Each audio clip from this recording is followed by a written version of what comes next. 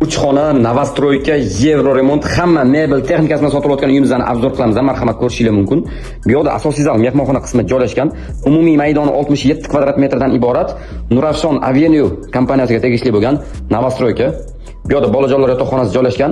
O'zini garderobli shkaflarga ega. Sifatli Engelberg akfa oynalardan ishlatilgan, ko'rib turibsizlar. Eshiklari ham rossiyskiy MDF eshiklar. Kirush prixoshkamiz hamma xonalariga alohida kiriladi. Bu yerda ota-onalar yotoqxonasini ko'rishingiz mumkin.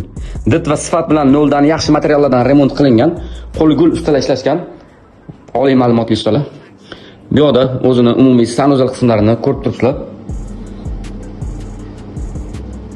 Elektrika va santexnik ishlargacha absolyutno noldan remont qilingan 12 qavatli novostroykani 4-qavatida joylashgan.